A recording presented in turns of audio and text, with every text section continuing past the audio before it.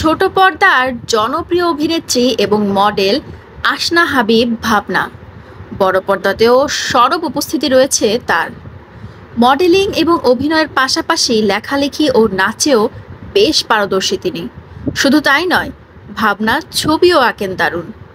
বলা যায় সকল গুণেই গুণান্বিত এই অভিনেত্রী। সরব আছেন সামাজিক যোগাযোগ মাধ্যমেও। কদিন আগেই মাতিয়ে এসেছেন কান চলচ্চিত্র উৎসব। নিত্য নতুন ছবি কিংবা ভিডিও আপলোড দেওয়ার মাধ্যমে ভক্তদের সঙ্গে সদাই মিশে থাকেন তিনি। তবে প্রায় সময়ই দেখা যায় ট্রোল কিংবা বাজে মন্তব্যের শিকার হতে, কিন্তু অনেক সময়ই কিছু না বলে ধৈর্য ধরেন তিনি। তবে এবার আর ছাড় দিলেন না, নিজের ফেসবুক পেজে প্রকাশ করে দিলেন বাজে মন্তব্য করা সেই মানুষটির নাম।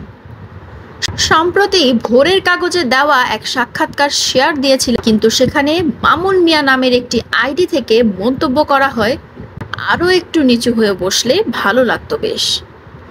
এরপরই সেই মন্তব্যের স্ক্রিনশট নিয়ে ভাবনা তার ফেসবুক পেজে মামুন মিয়াকে ট্যাগ করে পোস্ট করেন। ক্যাপশনে লেখেন, এইসব মানুষদের অনেক লাইমলাইট দরকার।